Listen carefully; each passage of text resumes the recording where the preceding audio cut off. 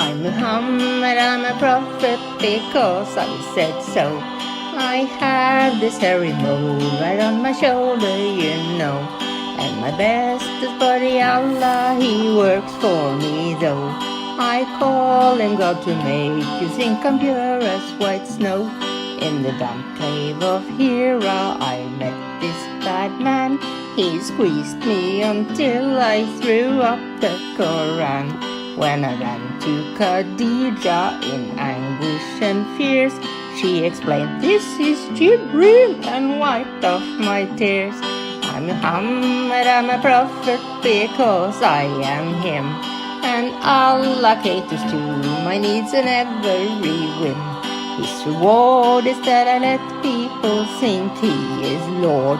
Then he lets me torment the people when I get bored. Now the world must revert and become just like me, and never ask questions and never be free. You'll become dumb blind Muslims and do as you're told, or your heads will be rolling your family's soul. Oh, Aisha, ooh la la, what a pretty dress. May I wear it? Your dresses get those revelations rolling. No, don't touch my eye makeup. Mine is too young for makeup. I'm 54 after all. My religion, Islam, grew like fungi on bread, due to people's reluctance to part with their head. And because I got rid of the people who think Allah's slaves can be duped to do things that sure stink. I'm Muhammad, I'm a prophet because I said it. I meet up with Jibreel when I'm in need of you. And my bestest buddy Allah delivers on time. These girls and boys and slaves and all these riches of mine. I'm Muhammad, I'm a prophet because I told you. My brothel in the sky awaits if you say it's true. But if Allah will find out in the mosque you did fart, He'll dump you in the hellfire when you depart. He'll dump you in the hellfire when you depart. Oh, Aisha, I still feel the pain after the food I ate in Khaybar. Allah is cutting my aorta. Hello and welcome everybody. God bless you all. I am here with Daughter of Christ and we are going to be discussing some Dawah drama. There's been a lot of Dawah drama going on lately, but before we get into it, I just want to welcome our sister Daughter of Christ. Welcome. Thanks for joining tonight to discuss this topic with us. You're very welcome, brother, and welcome to you also and everybody here. We've been having good times this year, brother. The Dawah gangs have started to implode, and they're all doing it at once. But it's so much so that we have to give it a whole stream and maybe another stream to come as well. Please come, invite your loved ones, your friends, and we're gonna have a fun time today. So this is one of the items of drama that we're going to be discussing to do with Dawah. And the reason why we're discussing this is because we're seeing that the Dawah guys are in a bit of a weird position where they don't know, they're not in agreement. Now, I just want to kind of comment on them in general, the Dawah guys in general. A lot of them don't really get along with each other. I think it's because they're egomaniacs. I know David Wood has said that in order for like a Daniel or Ali Dawah or Muhammad Hijab to get to their level and do what they do, that they're narcissistic, and they definitely have narcissistic traits. That's definitely, I definitely agree with him. Now, they don't get along with each other, and so they disagree on how to give Dawah.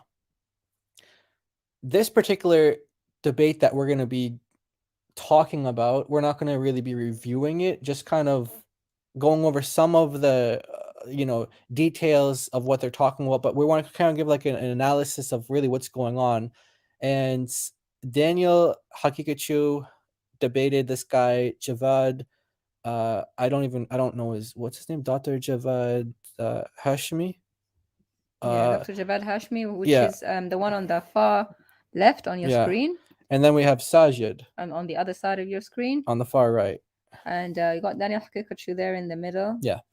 Now, Javad is not your typical Muslim Dawah or Da'i. I was going to say Dawah Gandis, but you know, Dawah gang. Dawah gang. He's not your typical because he's not really in the circles that you know. Most of these Dawah guys, they're Salafi. They're very extreme. He's actually promoting a different form of Islam. So the Dawah drama that we're going to be discussing today is the different direction that these guys are going in. And as I said, there's a lot of different items of discussion that we could have. We're just going to tackle this one today. Lord willing, we'll have more with our sister Hartoon. She'll be joining us, Lord willing, in the near future, where we're going to be going over other things you guys have most likely been keeping up with or hearing about. Sneeko, Othman, Ali Dawah, Muhammad Hijab, different things going on with them, and more. So the reason why we're bringing this to people's attention is because we're just kind of showing that the leadership or the Dawah gangs can't get along, and we're going to talk a little bit about why that is. So anything that I said, sister, that you want to comment on or add to? Yeah, the way I see Dawah gangs, you know, once I've left Islam, come to the Lord Jesus, now spiritually, we know that they are sons of the devil. They're on the kingdom of darkness, whether knowingly or unknowingly, until the Lord saves them and they decide to repent. You know, we pray that for them. But I realized as soon as I left that side of things that they are basically like, you know, a gang of robbers, Yeah, or a bunch of thieves. yeah. You think that they're all together Mm-hmm. when they are trying to steal something, or they're Mhm. going for a big steal. They all work Mhm. together. Then when it comes to time to you know, divide the booty, they all start fighting each other and killing each other. Right. That's basically the spirit of Islam, and it's very similar to that of, you know, Muhammad and his companions. As soon as, you know, they were all into the war booty, how we divide it. As soon as Muhammad died, they all started to kill each other and fight for power and, you know, shed blood. And, you know, those divisions, from that you get Sunni and Shia. But even within Sunnism, Muhammad said that there will be 72 or 73 sects in my ummah, and only one will be right. Only one. So he's basically just sown a lot of the seed of discord in his own ummah, because every one of them think they're right, and the rest are like deviants and kafirs and all kinds of names. We don't call them that; they call each other that. Exactly. So another motivation for highlighting this type of drama going on between the Dawah gangs, like I said, we could be talking about a number of other things, Andrew Tate, Sneeko things. We could add to the list. It's really one of the points is to highlight the idea that Muslims try to portray is that Islam is just everyone's unified. We all believe the same thing, and they're not really forthright or forthcoming with their divisions, and their mainstream guys are, you know, social media personalities I'm talking about, are disagreeing with each other, constantly fighting with each other over things that have to do with Islam and representing Islam and Islamic doctrine, interpretation of Islam. We were just watching another one today between Shamsi and Muhammad Hijab and Ali Dawah. These guys are constantly at each other's throats. And the source of that, the reason why, is because they are not united on the truth. They are united on the lies that they spread, and they try to bring people into Islam. But once they're in Islam, they don't know where to go. It's like a chicken with its head cut off. They don't know what direction to go and where to go. And so what we're going to be, you know, getting into is this particular debate that Daniel Haqiqatjou did between Javad Hashimi. And yeah, so just to give some background, my personal take on this Javad guy, he's very low. From what I understand, he's a physician. So he's a medical doctor, probably qualified, unlike Zakir Naik. And but A medical doctor that has 7 hours to spare for a debate. Just Yeah, saying. I mean, I know a lot of medical doctors. I happen to know a lot, and I Yes, don't know any who has 7 hours to spare yeah, in a day. Just saying. that's But right. anyway, go on. So it's possible that he's not practicing medicine. That's possible because he's also pursuing a PhD and as well. So in another completely unrelated area. So it's possible he just got his medical degree. But anyway, so I'm just kind of giving a little background about him. And so he's working on a PhD. He's a PhD candidate at Harvard University, Harvard University, where he's studying Islamic studies. Okay, So, but that's his kind of foundation for Islam. It's this historical studies. He presents himself as an academic. He presents himself as a historian. However, he's actually a very low level type of guy. He's he debated Robert Spencer before, and after the debate with Robert Spencer, he revealed that he's some personality that Robert Spencer has been tracking with for a number of years, a guy who they've been going back and forth with, some anonymous identity, and he ended up revealing that that's actually him. So Robert Spencer was completely thrown off. He had no idea that this was the guy, but he only found out after the debate. And then Robert Spencer, he revealed a number of things about him, such as ripping people off, saying, if you give me this much money, then I'll do this to Robert Spencer, or maybe I forget the exact details. Maybe write a book or something. I'll publish something. Anyway, Robert Spencer revealed that this guy is a scammer. He's a fraud and a liar. And interestingly, Daniel did the same thing after the debate as well. I've only seen 2 debates with him. I haven't seen the entire 6.5 hour debate between Daniel and him. I watched the sections where it's like the cross-examination part. To me, that's like the most interesting part of a debate. So I wasn't listening to the 10 or 20-minute openings, whatever it was for each part. yeah, because even though I know you're not a physician, brother, but you don't have that much time to spend 7 hours. I want people to look at the screen. At these 3 people here, do you see the progressive building of the beard from the one side to the other? So the way I see it is the one on the extreme left, he's got no beard. That means he doesn't believe in many sources. Yeah. And the more beard you go down, that means you believe in more and more sources of Islam, more and more extremists. That's how I see him. No, someone actually. No, I don't really follow these guys too closely, but the people that I do follow, sometimes they interact with them, so it shows up on my Twitter feed. So I get to see some of their posts and their interactions on Twitter. Someone actually said something very similar to him. They said, "No beard, no Islamic opinion." So in other words, if you don't have a beard, we're not going to take your opinion seriously. And that really is how most traditional Muslims, your average Muslim is not going to take a guy with clean cut, clean shaven seriously when it comes to his opinions on Islam. So I was just getting into a little bit of Javad's background. So he presents himself as an academic historian. He's actually not those things. He's a really low level guy. He rarely actually engages in academia. When he does, he's doing it to expose Islam. What do I mean by that? So my opinion of Javad is that he's basically a Quran only Muslim. He's basically Quran only Muslim because he rejects all of the Islamic tradition. He says he doesn't reject the hadith. What he means, though, is not that he accepts them in terms of a religious authority, but he actually means that he accepts them as a historic witness as to what Muslims believed at different times in history. So this hadith represents what Muslims believed here. But he doesn't actually subscribe to those things. So to me, that's a Quran only Muslim. He says that he's Quran centric as opposed to Quran only. So he just kind of plays. He does semantics. Yeah, it's just semantics. Is playing hairs. It's basically practically the same thing. If you don't believe in the hadith, by the way, or if you don't take the hadith, you can't be a Muslim. That's just how it is practically, because the Quran doesn't tell you basic things.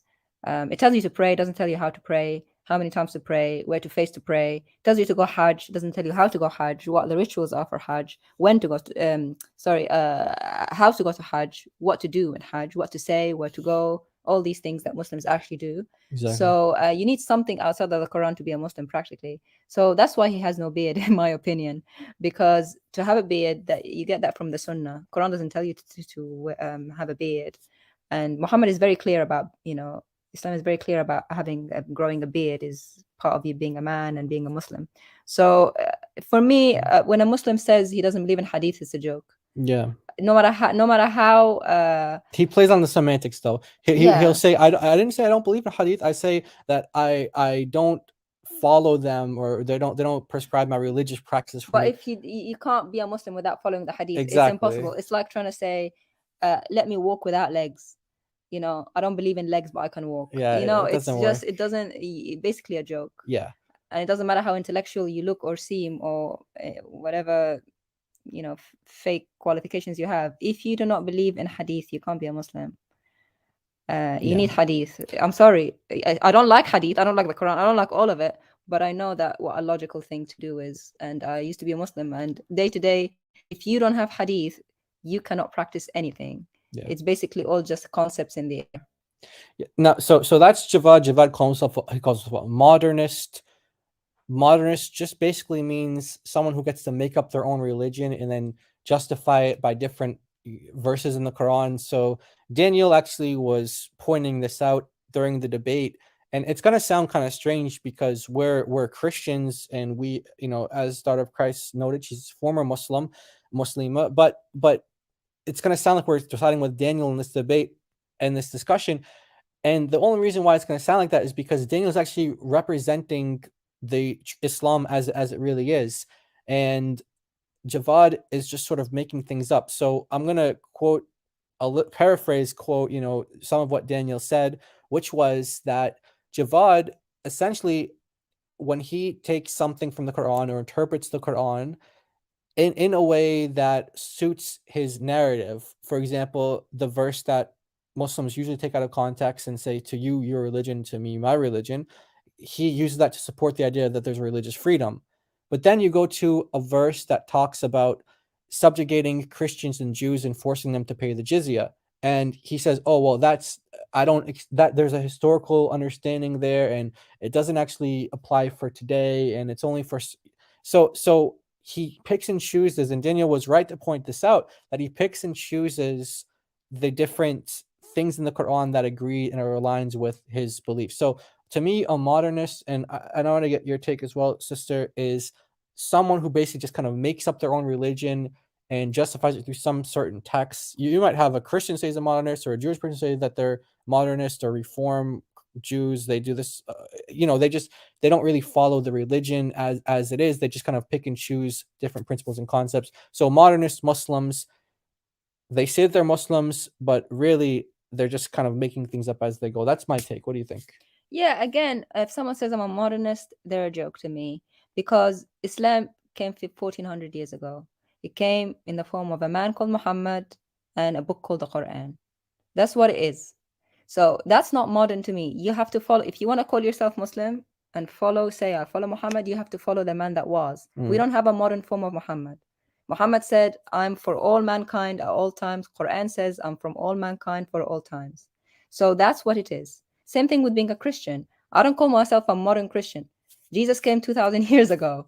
Now, exactly. He always was and always is present and always lives. Yes. But the book, his message, his gospel came 2,000 years ago. That's what it is. That's what I follow. I don't change it and modernize it and make it something different. Exactly. If you want to do that, then call yourself something else. Don't call yourself... There's no such thing as modernist or Christian. No, or modern... I don't know about Jewish people, but you can talk to them. But if they want to follow Moses came all that time ago. So if you want to make some stuff up, call it something else, is what I say. And it's the same for Islam. Yeah. Now, someone asked about Shia, do they have their own hadith? Yeah. They have their own sources that are not the same as Sunni sources, but they're still other than the Quran. Right. They believe the Quran, but they need other stuff outside the Quran to tell them how to do things. To interpret it, to follow interpret it. Yeah. Just as Sunnis do. Again, you cannot follow the Quran just what comes in it in that small book to tell you how to be a Muslim. And follow the rules and the rulings. It's not big. It's not detailed enough at all. In fact, it's very skeletal. If anything, it's very cryptic. It's not. It doesn't even. Some verses don't come in full sentences, so you do need something outside of it. Go on, bro. Right. So that's Javad. Daniel, he takes the approach that Ali Dawah has very recently adopted, which is to boast about the fact, Ali Dawah's new thing is, his new argument is about the fact that Islam is intolerant, and that's drawing people, in his view, to Islam. When what he means is, all these things that people would find offensive, or something that's like not palatable to accept, or something that's like morally wrong or evil. He's saying now we're like boasting. Ali Dawah was saying now we're boasting about these things. We're boasting about the fact that we want to do this, and that. That you guys say, women's rights, or women getting beaten, or things. He's like, you guys usually point that out like it's a bad thing against us, but now we're embracing it, and we're using these things to grow our religion. Daniel is very similar to that, although I don't think him and Ali Dawah get along. Like I said, these guys are most like egomaniacs, and they don't really get along too well. So Ali Dawah and him, they don't get along, but in this point they're similar. Ali Dawah has said that if his 9-year-old daughter reached puberty, that she'd be ready to be married off. What that means to us is that these guys are representing Islam on that level, to some extent being truthful about what Islam teaches. Now, other areas they're going to lie about, they're going to be dishonest about, or they're just going to be ignorant about. Maybe they're going to say something that's not true without realizing like what Islam really teaches about it. So on these topics, the topics that they debated, Daniel and Javad, ethics, sexual ethics, religious freedoms, and slavery. Those were kind of the 3 debates that they had in one stream, and they were meant to have another debate the next night. so these guys, they had a lot of time on their hands to do that kind of stuff, but they canceled the follow-up debate for whatever reason. And so some of the things that came out of this debate that I noticed was, so we talked about kind of their backgrounds. Javad's weakness is that because of his position as a modernist, it really could, and also because of his academic studies, he knows historically this is what Islam is. This is what Muslims practice. This is how they practice Islam. And so he says, yes, Daniel is actually correct in his views if the tradition is correct. So in other words, if the tradition represents what Islam is, then Daniel is actually correct. If the Islamic tradition is actually representative of what Muhammad taught and what the Quran says, then Daniel is correct. That's Jawad's position. Javad is arguing that the tradition is not correct. And Javad is actually arguing that you have Muhammad, you have the Quran, and then within that like first generation, the companions just completely went off, and they started doing apostate wars and things like. And Javad doesn't agree with that. He thinks that that's departure from the Quran. So that to me is Javad's weakness, is that he, as this modernist, completely rejects the Islamic tradition, the Islamic history, although he knows it to the extent that he shared on the topics that were debated, and he actually rejects it all outright because he thinks it contradicts the Quran. But really, we discussed earlier, it doesn't really contradict the Quran.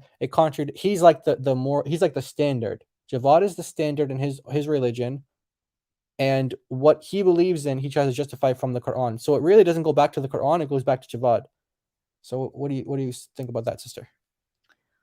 It's basically he's trying to live with some kind of morality in the West, so he needs to make Islam palatable.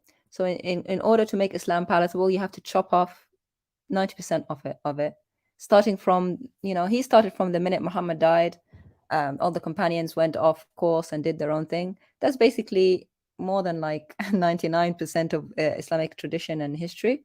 And even if you decide all the companions of Muhammad are deviant, and only Muhammad was right, they didn't do anything that Muhammad didn't do. In fact, Muhammad did worse than they did. Muhammad lived a very short, comparatively short life of about 63 years.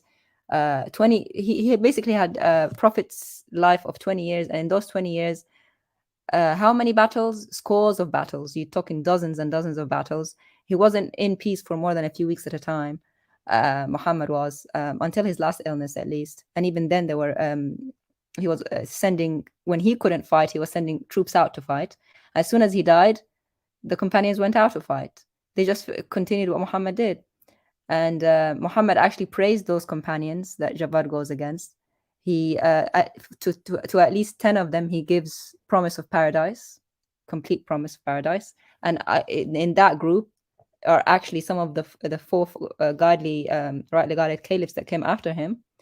And one of them is mentioned in the Quran, Abu Bakr, in one of the verses, ثاني اثنين إذ هما في الغار, you know, the one that was with him on his way to Medina, and was with him in the cave where they hid from the mushrikeen. Ali, apparently, you know, according to the tradition, was about to sacrifice his life for Muhammad when he hid in Muhammad's bed, you know, and gave Muhammad time to flee to Medina. So these people that he's wanting to discredit are part and parcel of Muhammad was, and, you know, followed his example to the letter. And they're the ones who actually gave us Muhammad's story to their children, and, you know, later on started being written down according to Islamic tradition 200 years later, which is a long time. But anyway, according to that, you know, those are the people that the chains came from. So if you want to discredit Islam, go ahead. But I would say leave Islam. That would have been easier for him than to just chop off 99.9% of the tradition. Yeah, I agree. Just leave Islam, all three of you, Javad, Daniel, and and Sajid. Leave Islam, repent, come to Jesus. That's the truth. You'll have the truth in Jesus. Jesus is the way, the truth, and the life. Okay, Daniel, I thought, no, this isn't really a problem with Daniel's position. It's more of a personal thing to do with the debate. What I noticed in the debate was that Daniel is not too good on his feet when he's put on the spot with something that he's not too familiar with. He seems to stumble. There were a couple of times when Javad, or okay, just I have one in particular, but I remember through the debate, I was like, yeah, right here, right here, right here. But just kind of off the top of my head right now, we were just going over some things in the debate earlier. When they discussed in the Quran, chapter 4, verse 25, and we can bring that up actually, you'll see that Daniel, when he interacts with that point, it seems like it's new to him. Or maybe he is not familiar with the verse or the interpretation. And so Javad seemed like he kind of had the upper hand on that argument, but Daniel, if he was more kind of familiar with the verse or the interpretations, I think that he would have had a response back to Javad. So Javad, one of his points that he had over Daniel was just simply that, like, you know, catching him off guard, sort of thing. So again, it's not really against Daniel's position, more just Daniel on a personal thing. So just kind of pointing out strengths and weaknesses in terms of what their positions are in their personal kind of debate. Like I mentioned, how this guy Javad is like very low life and very scummy person. Daniel, you know, he's also a low life as well. The guy promotes, you know, sex slavery and all sorts of other evil things, but he's just representing Islam as it truly is. So what we can get into now, we can show like a clip from the debate, where yeah, we can show a clip from the debate where you'll see that Daniel's tradition, the Islamic tradition, is kind of put on the spot from Javad. Javad knows, at least to the extent of this debate, he knows what the Islamic tradition is. Mm-hmm. He rejects it, but he's just pointing out this is what the Islamic tradition is, and so this is what Daniel believes in, and this is what the Islamic tradition teaches. So let's play this, and you guys can see for yourself the stuff that Daniel believes in which he doesn't object to. He believes in this, and just kind of hear it for yourselves. It's pretty Yes. shocking. Yes, go for it. And all this kind of stuff, and I agree with him. So But then this is Javad. This is Javad speaking, and he's just kind of going over his presentation. Here we go. how come he isn't bothered by this sexualization and objectification of women? Here's Ibn Umar, who is the Prophet's companion, who would put his hand between the breasts and buttocks of the slave girl before he was purchasing them. And this is a chain that's authenticated by Sheikh Al-Albani. And he would shake the breast of this woman. And when he would explain himself, he would say, she is but an item for sale. In fact, the idea of examining the goods before you buy them, this was widely accepted by Islamic jurists, who said that this verse about if we just go back and you just want to pause here, look at what this says. That so Javad is kind of just pointing out the evils of Islam here, and he's showing us this is what Islam says, and it's a very evil topic. So I'm sorry, sister, to kind of have you comment on this, but we just see the evil nature of Islam. Javad is pointing this out, and the reason why he objects to this is because he's actually adhering to his conscience in regards to these points. Other areas like lying and deception, he's numbed his conscience, or he's just kind of hardened himself, become callous in other areas. Daniel accepts all this stuff. Look at this. If you have a slave in Islam, you can and you want to kind of examine her, if you want to take her, you can put your hand all over her, between her breasts, her bottom, and this is authentic. Al-Albani says it's authentic. And so they would just be touching these women, and they would have their breasts exposed. And it says that he can look at her, all of her, except for, her private part. I'm just kind of using a euphemism, but you can read it on the screen here. So this is what Islam teaches. And so we can continue listening, or sister, if you want to comment on anything, or if it's too awkward, you don't have to, but what do you think? Yeah, like I said before, he wants to reject it because it's horrible. So I understand, but he should have just rejected Islam. By the way, the sources that he has on the screen, Al-Bayhaqi and Sunan al-Kubra, this Musannaf Abdul Razak as well, which they're all very accepted and authentic Sunni. Yeah, like he knows the sources. He has the information. He just completely rejects it. Yeah, so he rejects it. I'm glad that he rejects it. He's better than Daniel, in that regard. Pikachu in that regard. He just doesn't go far enough. He needs to reject the religion because it's part of the religion. Thank you, Samawi. God bless you, brother Samawi. Okay, so so we can kind of continue on. Again, I just wanted to point this out to show the kind of things that these guys are doing. So again, the stream is about Dawah drama, and we're showing how these Muslims have different directions that they're trying to put the Dawah in. A lot of the time, or a lot of the things that we're seeing recently, is really just rejecting earlier ways of doing things. Like we've seen Ali Dawah now saying that the scientific miracles are completely debunked, that they're absolute nonsense, and he throws it out the window.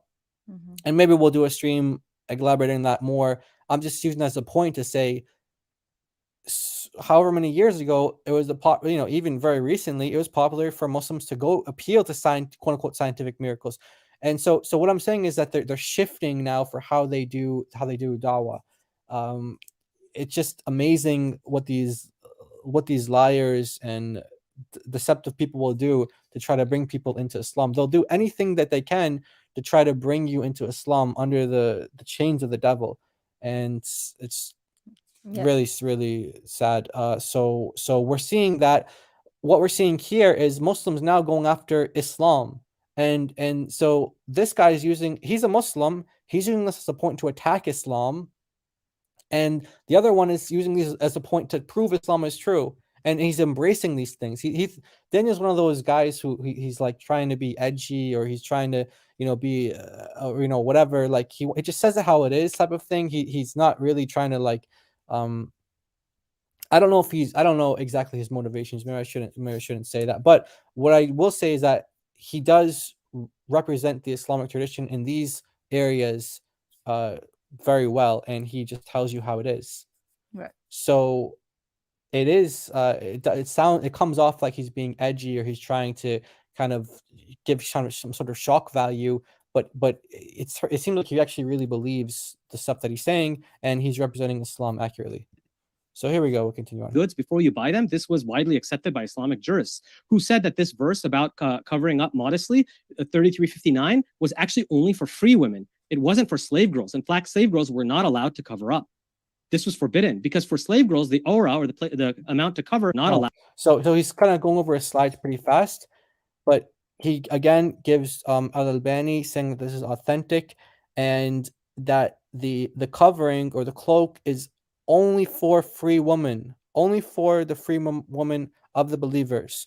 So if you're a slave, there's no covering for you. So. Yeah, this is correct, by the way, because the verse does say you cover with your, you cover with your garments, so that the women would be recognized, and not abused.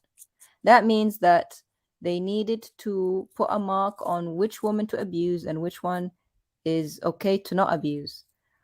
So if a woman is covered up, meaning to cover her face as well, by the way, wearing a hijab, that means she's a free woman. A free woman is not, she walks in the markets, no one should touch her, because if you do that, her tribe, her clan will come after you. But if she's a slave woman, that, she's not allowed to cover up, because then they mess up, you mess up the system. You don't know who's who. And this is actually true. Umar ibn al-Khattab is known to have walked around, found slave women who are pretended to be free women by covering up, because they didn't want to be abused, and he used to beat them. Yes. And take the things off their head, take the cloak off or take the covering off. Say, you're not a free woman. Don't pretend to be a free woman. And that's true. That actually happened. And it's very, very obvious from the verse, because the verse doesn't say, let all women cover for modesty. It doesn't say that. It says, let your women cover up so that they be known and not abused. It's a self-identification mark, not for modesty. And that is correct. I agree with that. That's what Islam teaches. Now, again, this guy, Javad, is not actually quoting this because he's saying he believes in it. He's saying this is what the Islamic tradition says. Again, his position is that because the tradition says something, or let's say, if the tradition says something, does that necessarily mean that that's what the Quran teaches, or that what Muhammad originally taught? He says no. Daniel says yes. Every traditional Muslim, your vast majority of people you run into that are Muslims, they're going to say yes. That's the tradition is representative of what Muhammad actually taught and the companions, and that first 3 generations who Muslims take or revere so much. Yeah. Okay, so again, so we might kind of pause and just kind of elaborate a little bit more, or read some of his points that he's just kind of going over, because he's going over it fast. He prepared a lot. It's a 6.5 hour debate, and so he's not going over every single point, but we can always pause and just kind of do what we're doing now. So let's continue on. So this is another, again, it's a Muslim just exposing Islam for us. Allowed to cover up. This was forbidden because for slave girls, the aura, or the amount to cover, was just between the navel and the knees, and the breast could be uncovered. In fact, as Jonathan Brown writes, the amount to cover was just between the navel and the knees. Okay. What do you say to this? I mean, I hate to keep interrupting him because he's doing such a great job, but the aura, this is the word that if you've been watching Andrew Tate, you would know what that is. It's basically the part, like the private part that you ought to cover. Yeah. And it's different for men and women, obviously, Islamically. For men, it's ought to be from the navel to the knee. So that area should be covered. Andrew Tate recently posed with it uncovered, with the Quran sitting on top of himself. So Muslims have been talking about, his aura should be covered. For a woman, that is actually all of her except the hands and the face. So all of a woman's body is aura. Yeah, it's all private. But if she's free, it's the aura is different for a slave girl. For a slave girl, it's the same as the man. Exactly. So they say it's between navel and knee, which means she can walk around with her chest uncovered. Yes. And that's what actually all the scholars, the main Sunni scholars would say. And also that's what happened in history. Yep. Women, those slave girls, whether they be sold in the markets, they would be uncovered in that way, or whether they're walking around just doing normal stuff, shockingly enough. Right. Now, again, so he's pointing out this is what Islam is through history. And you know what, kind of an analogy to what this guy believes in is sort of like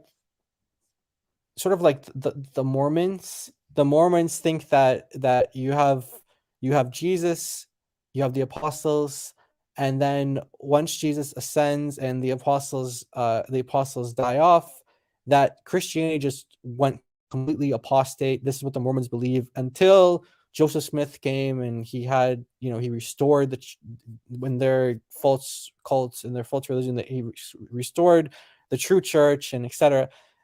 That's kind of what this modernist guy believes. He thinks, okay, you have Muhammad, and once Muhammad died, that the religion just completely went completely apostate, and there's no connection historically between what Muhammad did and taught to the very next generation. It's like saying that Jesus and the apostles, like the very next generation, it's like saying that all those Christians just, there's no true Christians at that point. They just all went astray. Who can even conceive of such an idea that the true believers of the true followers of Jesus are just gonna all just die off, and there's none of them. That's exactly what this guy's saying, except for Muhammad. It's just, and in fact, you know what? They actually use that analogy in this debate. They actually use that analogy, and they admit that the disciples of Jesus taught the Trinity. They mistakenly say that Jesus didn't teach the Trinity, but they're trying to make the point that your disciples can teach something different from what their master or their Lord taught or believed in. Now, in the case of Jesus, they're completely wrong. Jesus, of course, he taught the Trinity. He taught his own divinity, and the disciples taught that as well. And same with the church fathers, the early church.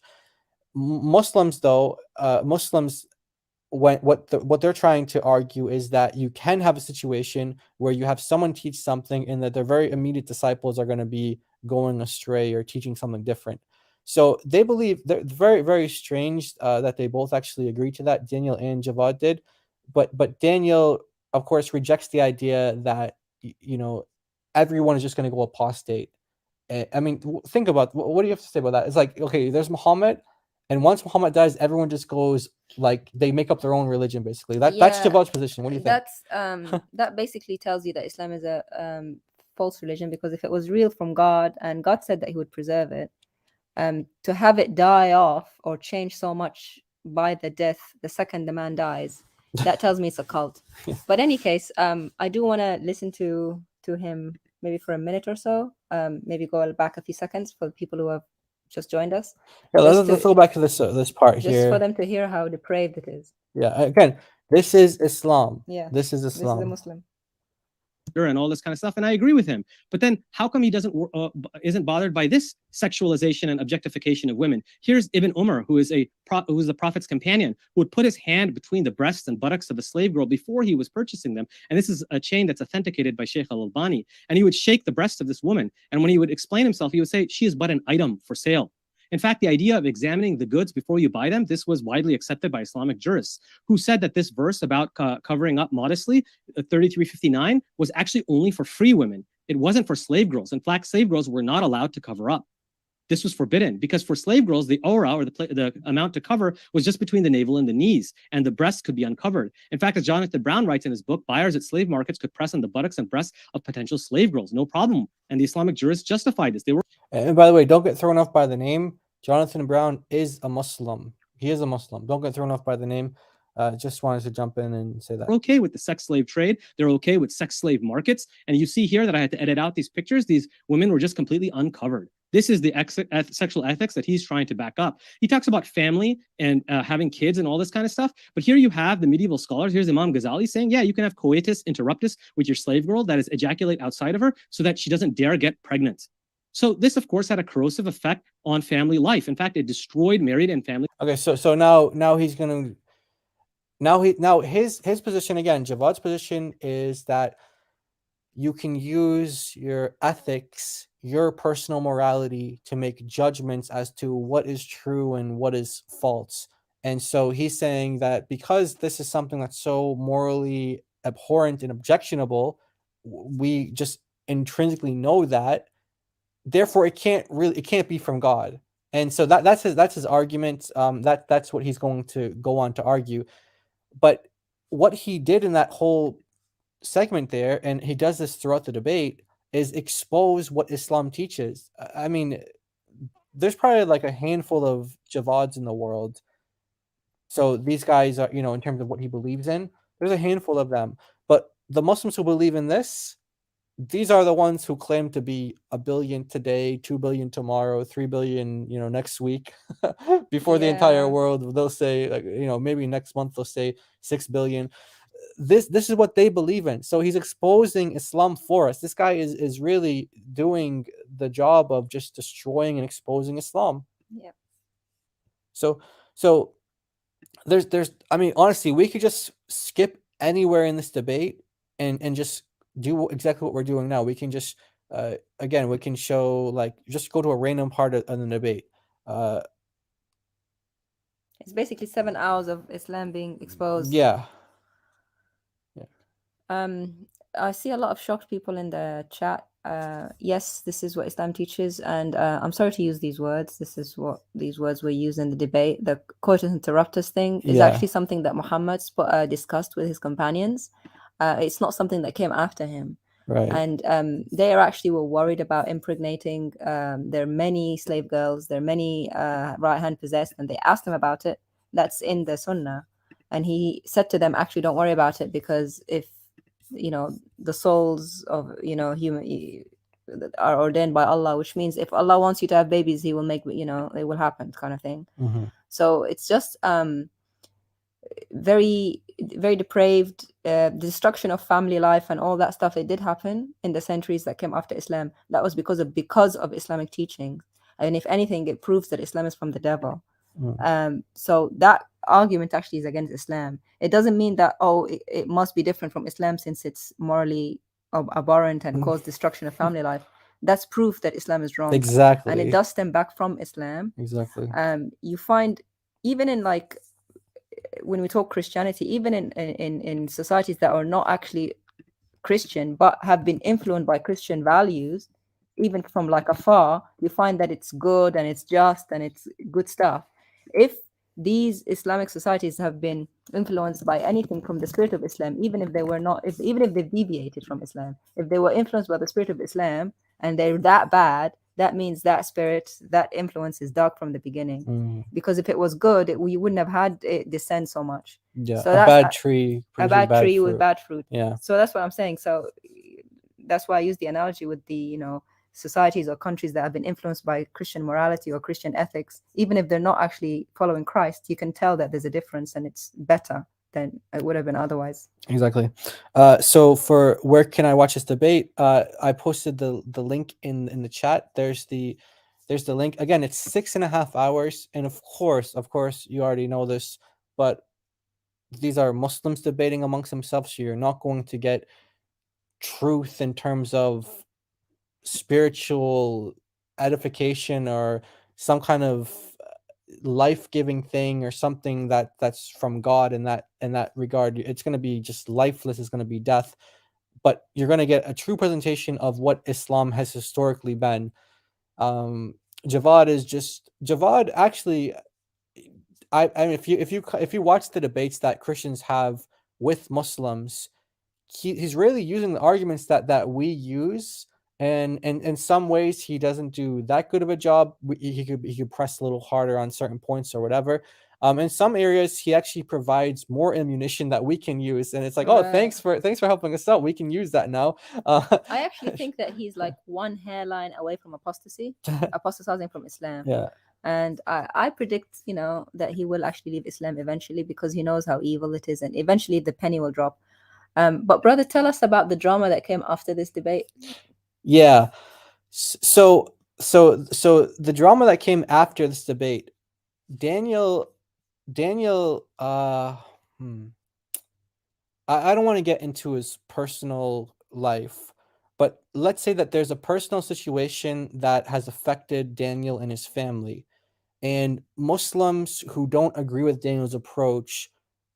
Well, we know that Muslims, they dox people, they try to get people killed. We've seen people do that. We've posted videos, we've shown videos where there are certain Muslims who go around and they dox people, and you have people like Shabir Ali who disassociate and disown those people.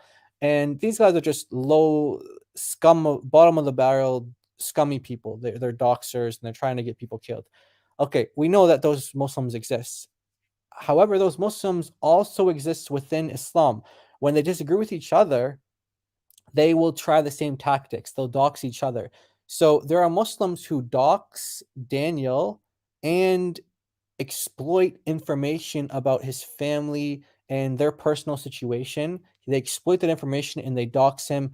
This is his name. This is where he lives. Da da da da da. All these things. This is his family. This is his relative here. This is what they believe in. And so Daniel has a whole group of people who are trying to come after him. Muslims, by the way, Muslims who are coming after him and doing these things. What he found out after the debate was that Javad was actually, according to Daniel, I don't track everything these guys say, but according to Daniel, Javad retweeted posts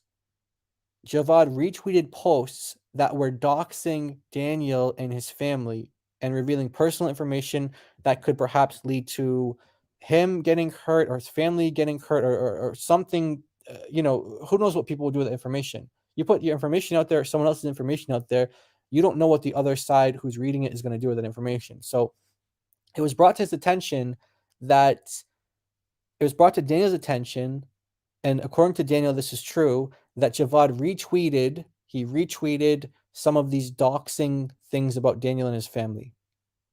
Okay? Now, when that was brought to his attention, he said that in their next debate that they're going to have, he's not going to hold back at all. He's going to his goal. He actually said this. He said that my goal is to make you cry.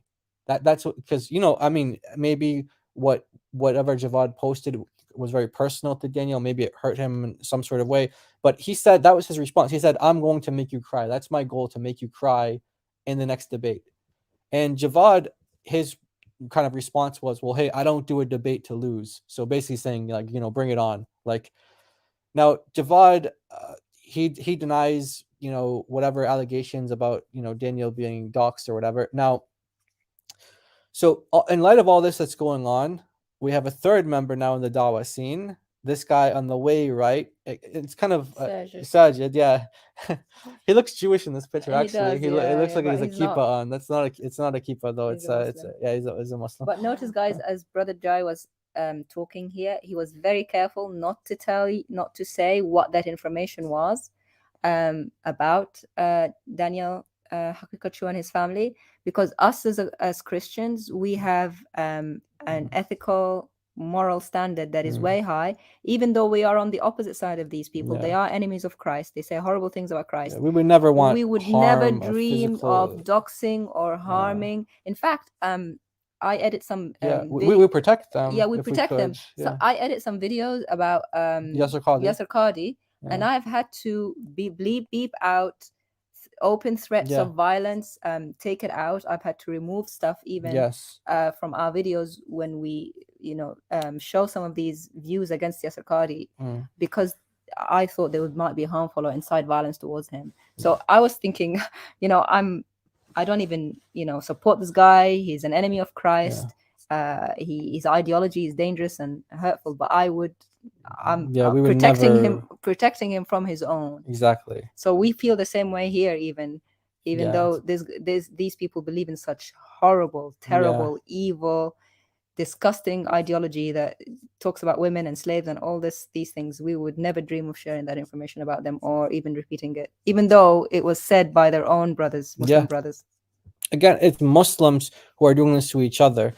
And so I don't know if Daniel listens to these stream. I know that because of these guys are like such like egomaniacs. Yeah. If you have like their name in the titles of videos or something like that, they'll like listen to everything. I remember one time. Well, anyway, it doesn't really matter. I guess all I'm trying to say, what we're trying to say, is that we would never, ever, ever intentionally put someone in danger. We would never. In fact, we would go out of our way to try to protect them physically from any violence or In fact, anything we like pray that. for them. We pray for them. We pray for We- them for their souls. we want them to be saved, and we don't wish harm on them in any way. Now, okay, So Sajid. Sajid gets involved, and Sajid begins to critique Daniel, and we're gonna show this. We're gonna show something on the screen here, a tweet that came to Daniel as a surprise. Well, okay. Yeah, it came to Daniel as a surprise. This came to Daniel as a surprise. Sajid talks about. I guess we could just read this one first. Maybe we'll just go through this one. Let's see. So people who haven't properly studied Islam themselves are now spending hours. So he's accusing Daniel of not properly studying Islam. So let me just uninterrupted just kind of read this here without my commentary, which is really hard not to do. But Just read it, bro. people who haven't properly studied Islam themselves are now spending hours debating it online with clear deviance, creating a huge platform to spread misguidance to thousands of viewers who studied the religion even less than the ones debating. And again, one of them is a PhD student, so like, does Sajid think he knows more than? Anyway, this is not Dawah nor education. This is a circus. Enjoy the juggling. Now, the reason why he says that is because Daniel actually does juggle in the inter. That's actually pretty funny. Okay, don't be surprised when you look back and realize you not only didn't benefit, but were actually harmed by exposing yourself to such nonsense and for taking your deen, your religion, from such people. And I guess, what is that? A tent, like a circus act or something like that. Circus tent. Now the juggling part, that's pretty funny because Daniel. So because it was a 6.5 hour debate, there were times when they took 5-minute breaks so that they could go pray. And I guess Daniel and Javad live in different time zones, so they would be praying at different times. One of the times when Javad had to go pray, Daniel was speaking with the host of the debate, who I believe is a Christian. He's a Christian. They were trying to entertain people while Javad was doing his 5-minute prayer. And the reason why I'm emphasizing on the 5-minute part is because they were saying, "Hey, give us 10 minutes." No, give it. No, Daniel is going back saying, "No, it only takes you 5 minutes to pray." So they're actually like doubling down on the fact that your prayers are so short that like it only takes 5 minutes. You don't need 10 minutes.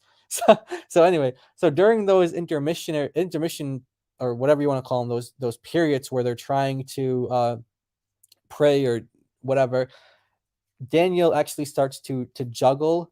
And like he actually was juggling some I think it was like some sort of balls or something like that. And he said he used to juggle pins in college or something. So I guess that so just kind of he was actually that was actually pretty funny. Sajid was like Sajid was hurt because some of the facts of his religion were exposed by the other. Yeah. Okay, it couldn't have been nice for him to see, the slave girls walking naked and all that in Muslim tradition, stuff that was presented by the other side. That's why he says you look back and you realize you caused harm to like spreading misguidance and all that stuff. So he's not. I don't think Javid is a deviant for opening the sources, just like we're not deviant by opening the same sources and asking about them or saying, "Oh, what do you think of that?" That's really shameful. So that's what I think Sajid is whispering about here. Yeah, so the juggling part was the only funny part here. Everything else, he's just very hurt that his religion is being exposed. Right. And Daniel responds to this. I don't know how this okay. He said, "You used to be a huge fan of my debates, Sajid. What happened?" And he gives this laughing face. So he shows the debates. Well, Daniel with our brother David Wood.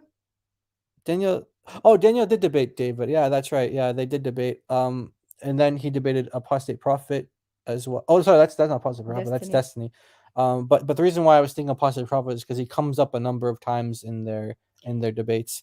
But yeah, so I guess that's an atheist or liberalism versus Islam, Yeah. and then violence and intolerance, Christianity versus Islam.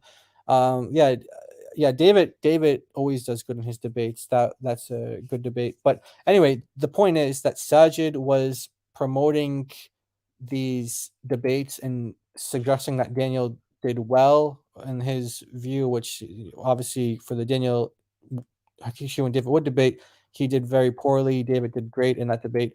And anyway, he just turned around on him. He said, "What happened?" And so his response here. Uh-oh. You used to work for Yaqeen Institute and are on video saying verbatim what you've relentlessly criticized others for today. So you're smart enough to know that this isn't a huge gotcha meme like you would like it to be. As for what happened, as Knowledge North released 4 videos you're conveniently ignored explaining the actual issues people have with you. Now, this video is about Daniel becoming an extremist or something, and here's like the playlist for it. 7 parts about the doubts and deceit of Daniel. Now, just going back here, this is the meme. There's some sort of. Yeah, it's. I think Oh, it's the next one. It's the next Okay, one. so let's just exit out of this one, and we're gonna share the other screen here. So Daniel was critiquing. Let's read the meme first. Well, let's just. I just want to explain. Just Daniel was critiquing him. Sorry, Sajid was critiquing Daniel for giving this guy a platform, and then they're making a meme to respond back to it. So go ahead. Every single Madkhali argument against debates applies for their reaction videos. 2. Introducing the Zindiq Murtad to your audience, allowing your audience to hear their argument, going back and forth with them for a few hours. So that's Daniel. No, this one's a few weeks. So And the other side is doing the exact same thing, except for a few weeks. So he's saying, well, you did the same with Apostate Prophet for a few weeks. Exactly. So he's just saying, look, you're giving an audience to someone who has different views than you. What are you doing? Yeah. You're giving an audience to someone who has different views than you. What do you mean allowing your audience to hear their argument? Is their audience not allowed to hear another point of view? Are they like enchained or something? like imagine if we told our viewers here. Oh, we weren't showing the screen. Sorry. Here it is. But imagine telling the viewers here, as if we were to tell you all here, okay, we're allowing you to go to this other channel and watching you can't, there's no control. People, you can't control a YouTube channel, or content creators can't control what their audience does and doesn't do. It just doesn't, you just don't have that sort of control. So Muslims are very upset that some Muslims are very upset, I should say, that other Muslims will bring other people onto their platforms who have differing views than them. Yeah, so for people who didn't, we didn't show it. So Daniel Haqiqatchu is basically showing the hypocrisy of Sajid, because Sajid accused him of giving the other guy a platform. He's saying, well, you spoke about Apostate Prophet for a few weeks too. So he's basically saying you've done the same thing. But our problem is, why is it a problem for them to allow their audience to hear another argument? Yeah. Why is it, like you said, brother, an echo chamber? Yeah. You can't allow in other views. Why is it a sin? Why is it a sin to allow your audience to hear? But even the word allow. Allow. So they're not allowed to hear another argument. Yeah. Okay. So Daniel. By the way, didn't Daniel and Uthman, didn't they have something as well? They did. And the guy. What's the guy's name? Something Abu Karim or Karim Abu Zayd Abu Karim, one of those Karim guys. Yeah, him. He said they have like, so they have all sorts of problems with each other. So they're calling him Madkhali, which is a type of it's a sect of this, I guess you can say an offshoot of the Salafis, or a group within the Salafis. You have like a group within them called the Madkhalis, who follow And so anyway, they're accusing Sajid of being one of them. Yasser Qali does that as well, by the way. He calls Farida neo madkhali, and he likes to use that term for people actually. Yeah. We would So never, that's all he yeah. means when he says we would that. never say to you, our audience, you are not allowed to hear what Yeah. Muslims say. In fact, we have all these big live stream. And so the other terms, I guess, apart from madkhali, maybe zindiq and murtad, an apostate, and zindiq is someone who's like Like atheist a or zindiq unbeliever. yeah, someone who's Yeah, but unbeliever. unbeliever. Yeah, it's okay. So okay, yeah, that's an basically immoral unbeliever. the the zindiq is a little bit more, it has a little bit more flair than like a kafir. Yeah, it's basically someone who's immoral, who's like Yeah, into the pleasures of life. yeah, stuff like exactly. that. Yeah. So so just looking at the comments, someone says because Islam is about micromanaging people, correct? Yeah. Yeah. Zindiq. Okay, yeah, heretic. Okay. Yeah. Anyway, so basically, yeah, they're basically saying an apostate, a heretic. And yeah, I guess that's the meme. We have, of course, 6.5 hours of different other things we could be commenting on with this debate, but yeah, maybe we can. Let's share our kind of background here again. Let's get this up on the background. Okay. So yeah, any comments from anybody or anything that you guys would like us to interact with in terms of what we've said so far, or maybe related to the debate, maybe if there was a point that you heard or something that you thought was worth highlighting.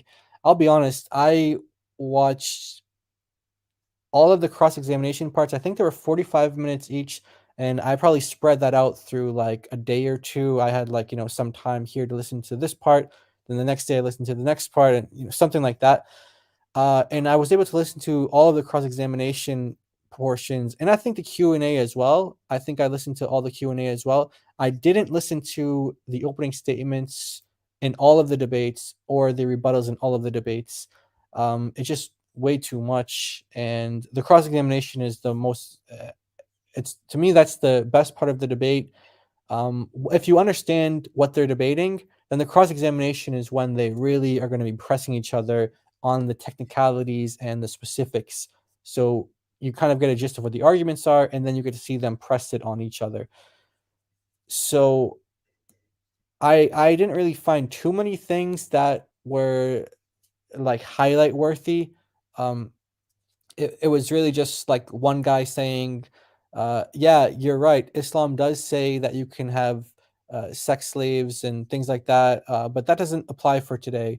Our meta ethics or whatever he was saying doesn't allow for that, or it's very. So then the other guy was saying, well, yeah, you do have this for today. So it wasn't really like that good of a debate, to be honest.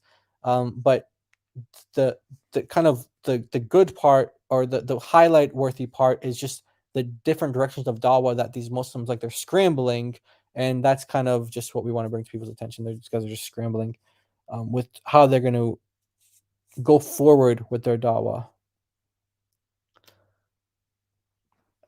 Okay. We're just kind of reading through your comments now and seeing if there's anything. Yeah, so Daniel's also known for promoting child marriage. He's known for all sorts of crazy things that, just really what Islam teaches. Do you think that Hashmi actually believes his claims about all the slavery, aggression, intolerance, etc., are interpolated back onto Muhammad by the later scholars? Now, I thought that Daniel was raising. So Daniel, because he just doesn't care how Islam sounds to people, like he'll. I mean, in some regards, he's. I haven't heard him extensively talk on different Islamic topics. So, for example, I've never heard Daniel talk about preservation of the Quran or something like that. But I'm sure if I did hear him talk about preservation of the Quran, he would be lying. Most, statistically speaking, most Muslims who talk about the topic lie about it. So I wouldn't be surprised if he lied about that topic. But when it comes to these kind of moral issues, he seems to not really care what people think, right? Yeah, he doesn't. So He doesn't mind. yeah, Like things like child marriage, he would try to defend it. He will go down the line of, well, the Western civilization is corrupt anyway. We are over sexualized. Child marriage may be the answer, type thing. yeah, Like he said, child marriage is the answer to, our young people now, teenagers becoming sexual too early. He said best to just put them in a marriage, which is horrendous. Well, if you put them in a marriage with adults, you sort of quench that type yeah. thing. So he would actually try to defend that, but he wouldn't deny it, which is good, Yeah. in my opinion, because that. You guys are just kind of reading your comments. Yeah. Sorry. You're reading your comments. They're quite good comments. Yeah. We've got one more here. But question. I just want to go back because I didn't actually get to the answer of that. I was kind of giving some background of to the question, and I just so what I noticed was the reason why I brought up Daniel, and I know that the question was about Javad, was because there was a point where Daniel was talking about war and violence, and he was trying to say, Javad, if what you're saying is like the hadith tradition is just something later Muslims are kind of interpolating or putting into the mouth of Muhammad or into the mouths of earlier Muslims to try to give it some sort of authority, if in other words, if this stuff is not really authentic Islam, then why do we have early Muslim armies invading Christian lands, or Christian lands, and we have the writings from Christians talking about how violent Muslims are and talking about how Muslims are bloodthirsty, they're subjugating them, and they're being commanded by so by Islam or whatever to do this. That's what Daniel was arguing. So Daniel was basically trying to say, look, it's not just the hadith that testify to Muslims being violent and bloodthirsty and savages, but it's also these Christian chroniclers and Christian saints as well who talk about the fact that Muslims were subjugating and attacking them and being violent very, very early after Muhammad died. So Daniel was trying to make the point that it's not just later Muslims trying to kind of project something on to this is how Islam should be practiced, but it seems to be like this is how Islam was from the very beginning. So to get to your question, do I think that Javad, by the way, didn't have a good answer for that. In fact, I was really unimpressed with how he interacted with the historical points when he claims to be a historian, or he is a historian, I guess.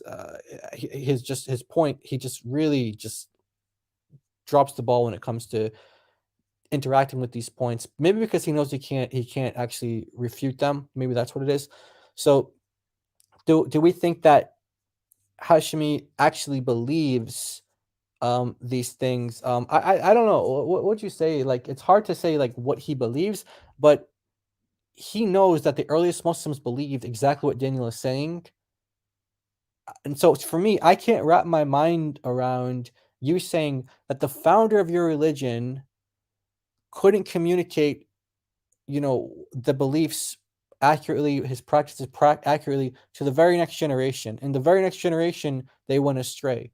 Like, I think that he must, I mean, I don't know, any person who can actually really attribute that to their leader. Like, like this guy founded your religion, and you're saying that he wasn't able to communicate really true Islam to the very next generation. So I don't think it makes sense that Javad just doesn't, to me, it doesn't make sense. I can't really comment on if he really believes in it or not, but it doesn't make sense to me how he can adopt or take that position that Muhammad taught something completely different than what his very next generation followers, or same generation, his companions practiced and taught. I think he knows that. Well, I know, and everyone can see that whether he believes it or not, it still means Islam is a false religion. Because imagine a religion where one person knows the full truth, the unadulterated, pure truth, and that gets quenched as soon as he dies, and then his followers do something completely different. When we look at Christ, he chose the 12 apostles. Imagine after Jesus ascended, they all started believing something completely different and spread a completely different message.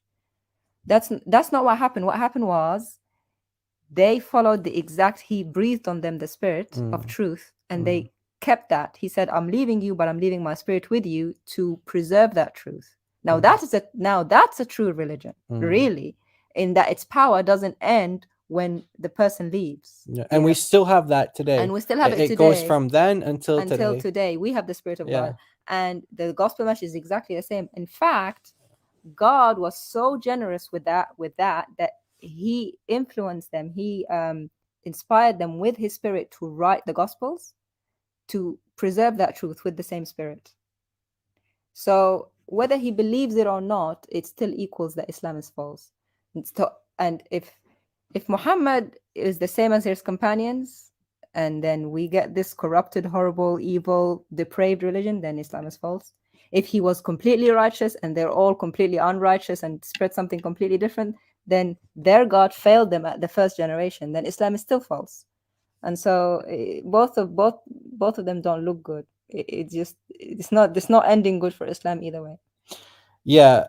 Now, okay, so we had another question. Yes. But not let's ignore that one. That's later. So this one, the other first guy, that was the one. Let's see. Okay. So does Daniel just defend his beliefs, or does he promote his type of Islam?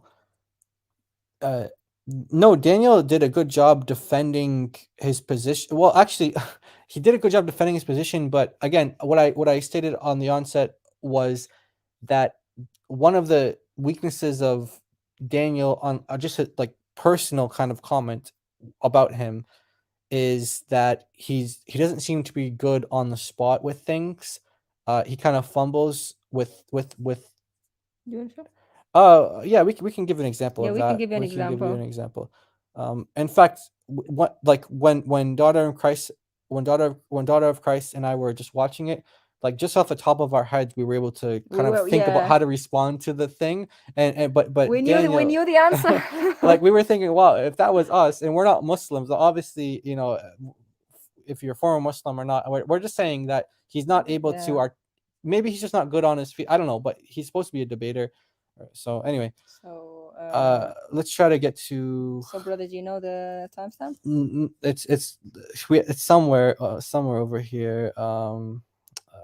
Yeah, I'm gonna have to. Do we have the right one? Yeah, let's just we'll show you guys an example of what we're talking about. So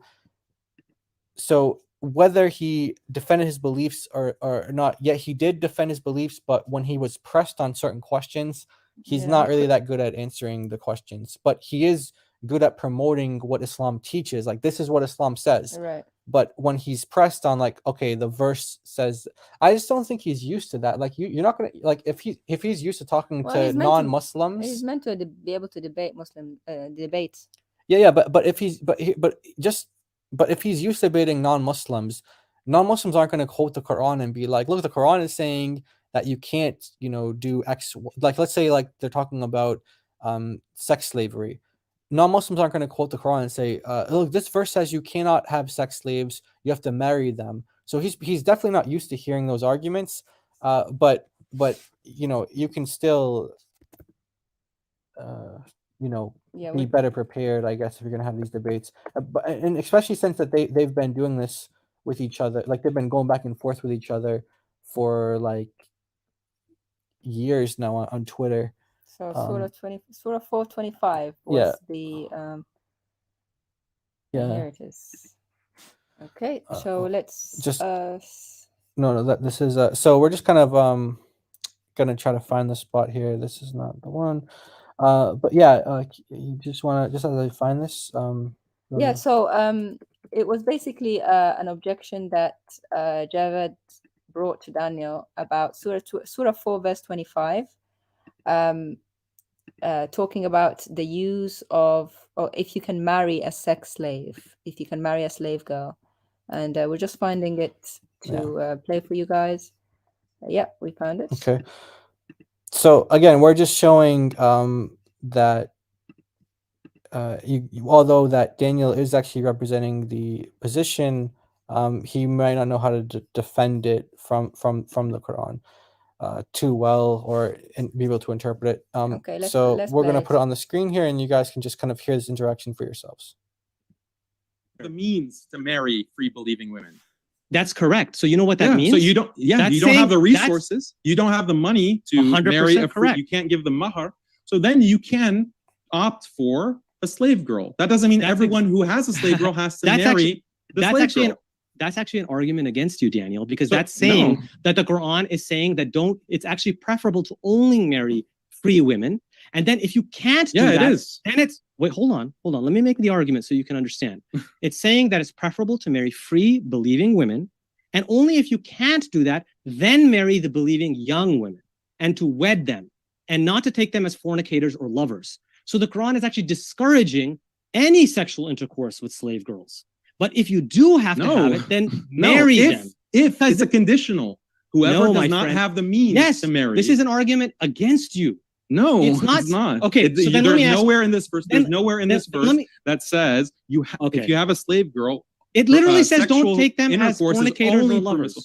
That's So exactly. It why- all why- hinges on your bizarre interpretation of Bizarre. It's just taking reading the them verse. as fornicators. So you're just fornicators. look. So you're just presupposing this is. It's the not question begging that you're fornication doing. if you. It You're- is. Just It's to be question sure that begging we don't on have too your much part. interrupting, gentlemen. It's just to bring- question begging on your part because It's you're your assuming part. that You're fornication. assuming You cannot have permissible sexual intercourse with a slave girl. You're baking in your that's presumption literally in the verse into that says you're taking verse. them as lovers. Do you not think that if you have a sex girl, that's your lover? Bring up the Is verse. it not Bring your up the lover? verse. Okay, Let me let's bring show up you the verse. exactly. Yeah, Bring yeah, up the show verse. me, please.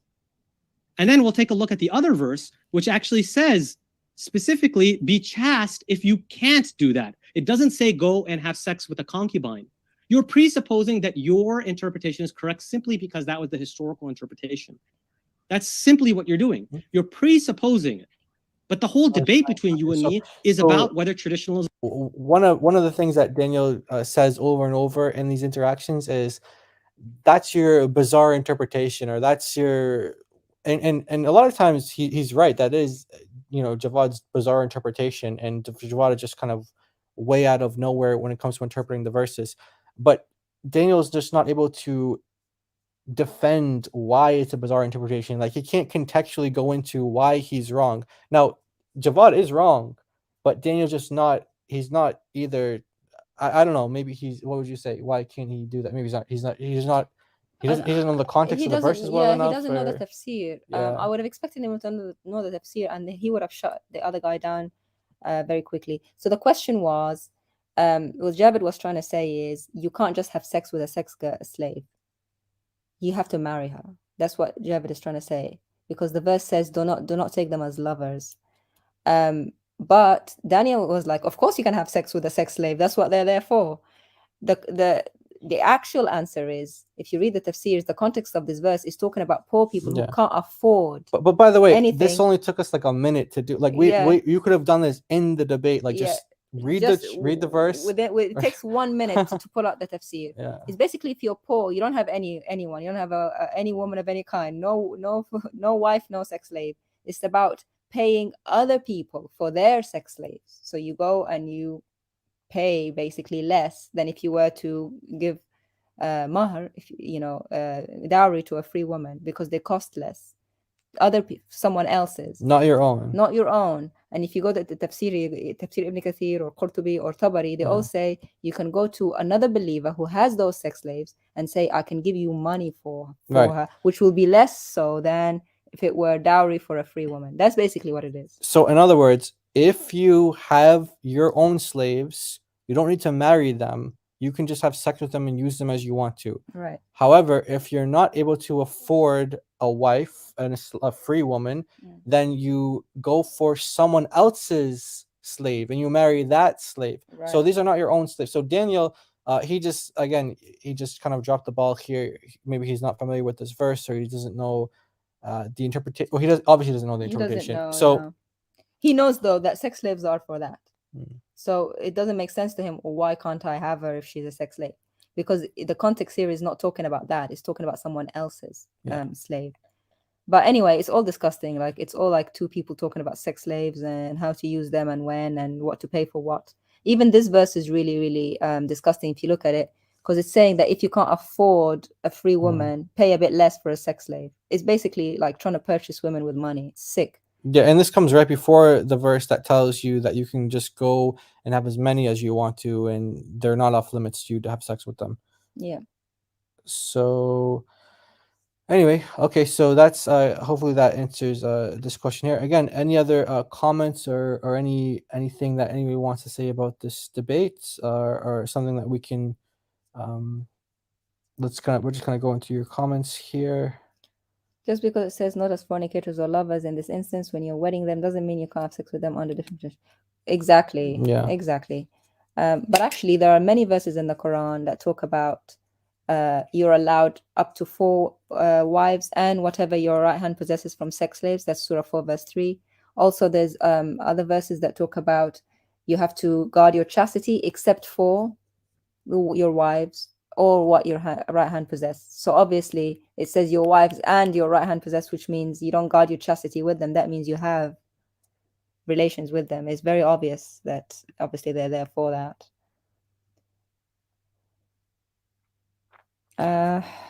Yeah, so I don't have any of my yeah, so just just a troll.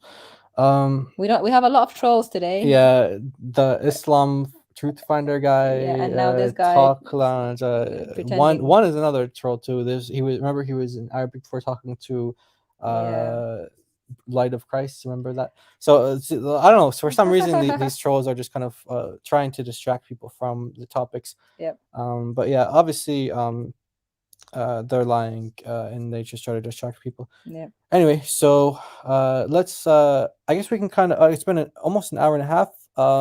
This is just kind of one of the Dawah drama topics that we wanted to cover today. Again, we have many others many other points of Dawah drama. Again, why are we going over this? We're going over this to show the people that the Muslims are losing the sense of direction in which they're taking Dawah. They're fighting civil wars, Dawah civil wars, drama between themselves.